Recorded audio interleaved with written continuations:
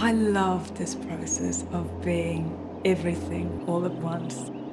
The architect, the interior designer, and the client. Because it meant that I could just be a direct expression of what I wanted to achieve in terms of the structure.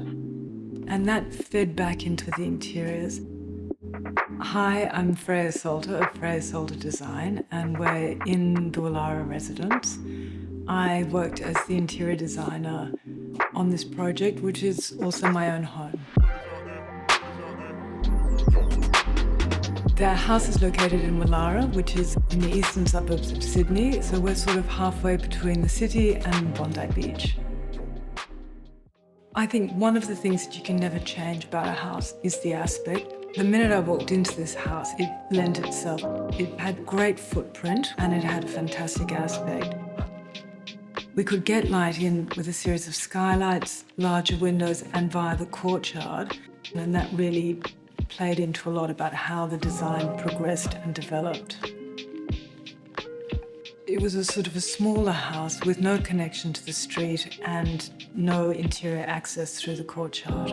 And my husband, Richard, who was the builder, built quite a bit of it with his own hands, literally. We're a great team because I know exactly how I want something to look, and he knows exactly how we need to detail it or build it to meet the aesthetic and the practicality. So it's a great combination. You enter into the house from the street where you walk through this lovely little garden area, and then you come into the house. You can go upstairs into the main bedroom and the ensuite up there. Coming back down again, you travel through, you walk past a bedroom, my office, and then you can continue down the stairs where you reach the middle level, which has the TV room. And then you walk down the stairs again, which is the main living dining space.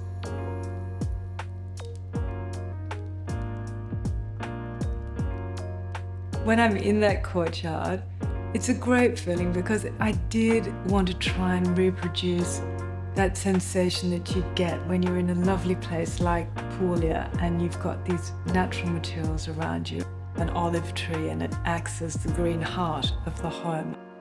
And the sense of peace that you get in that environment, and I think it does that very successfully.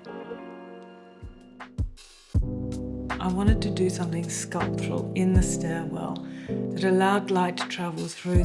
And I saw this great Anushka Hempel image, actually, of these sort of room dividers. And I thought, I would love to do that.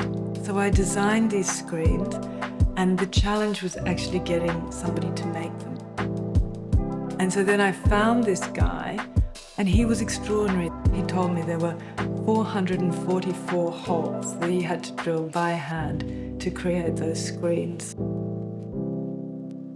The kitchen was something that was very important to me because I do love to cook. So I designed the kitchen very much as a practical kitchen. There's stainless steel surfaces by the cooktop because I just want to be able to take something off and not worry about the surface there. The island, I ended up going with the silver travertine. Marvelous stripiness, the movement in it, and the color was just perfection. So I'm very happy with how all the finishes turned out. The oven that I chose, I adored it, and I bought this oven maybe 2 years before we were actually ready for it. And we realized it weighed like a ton, and the stairs were finished. What happened in the end was the gyprockers, and Richard sent me a picture saying, with the oven in the kitchen. I said, how did he get that? He said, you know what, they just went 1, 2, 3, picked it up and walked it down the stairs.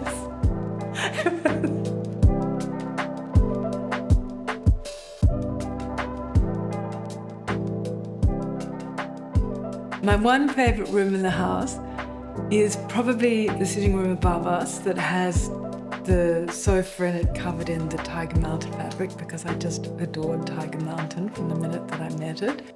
It's so beautiful to be in there, and during the day you look out across the roof garden towards the park. It's just a really fabulous place to be. Now the house is finished, there is nothing I would do differently. I think the experience of living here has been so fantastic because it just works in the way that we wanted it to work.